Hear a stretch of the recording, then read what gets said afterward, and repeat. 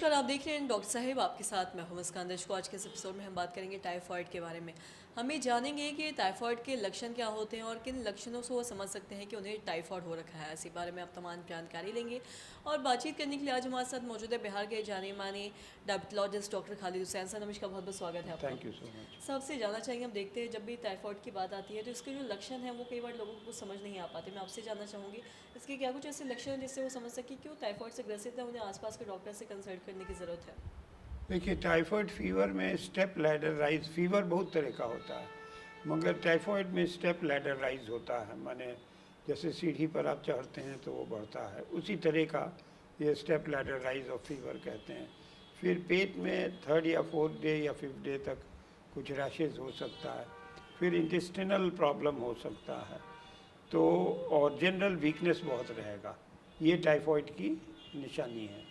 और आप टेस्ट कराएंगे तो साल्मोनेला टाइफी, साल्मोनेला पाराटाइफी, ये सब बहुत कॉमन है। और उसका टेस्ट होता है, उसका टाइटर चेक किया जाता है। क्लिनिकल प्लस लेबोरेटरी टेस्ट, दोनों का कॉम्बिनेशन मिला के हम लोग डायग्नोस कर देते हैं टाइफाइड का। क्योंकि लेबोरेटरी टेस्ट तो बहुत ज़रूरी है, उसके बिना हम लोग कंफर्म नहीं कर सकते। और टाइफाइड की बहुत सिंपल दवा सब है, वो दी जाएगी तो ठीक हो। और थोड़ा इंटेस्टिनल उनको खान पान में थोड़ा परहेज़ करना होगा। बेटर है अगर सेमी सॉलिड फूड लें और पानी खूब पिए, क्योंकि इंटेस्टिनल परफोरेशन का भी उसमें डर रहता है। और रेस्ट लें और within 1 week it should settle down although.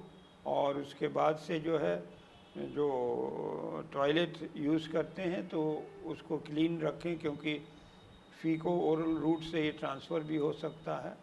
इसलिए उनको ये प्रिकॉशन लेना चाहिए। हाइजीन, गुड हाइजीन, और टावल ओवल जो यूज़ करते हैं एक ही आदमी यूज़ करे, दूसरा आदमी नहीं यूज़ करे।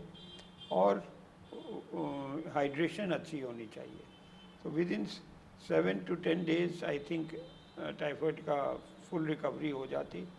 और उसके बाद से the patient have to take a rest for a couple of days more, और उसके बाद से नॉर्मल लाइफ लीड कर सकते हैं।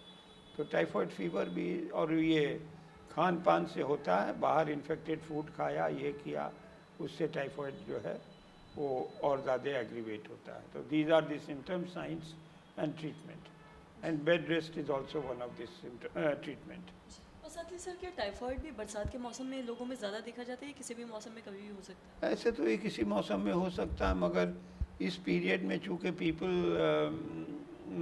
फूड से कंटामिनेशन से ज़्यादा होता है, तो चूँकि बरसात में मक्खियाँ मेरे फूड पर बैठी हुई हैं स्टॉल में और वही लोग खा रहे हैं, तो that is aggravation to this disease and it will further complicated. तो इसलिए फूड बाहर का थोड़ा अवॉइड करना चाहिए, और हेल्दी लाइफस्टाइल, और ये फ्लूइड का जो है पूरा जो है यूज़ होना चाहिए, पानी पीना चाहिए और रेस्ट लेना चाहिए। इसमें रेस्ट भी ज़रूरी है, क्योंकि इंटेस्टिनल परफोरेशन का भी डर रहता है। तो that is how you treat, and it will be with the cooperation of the patient between 7 to 10 days it will be treated.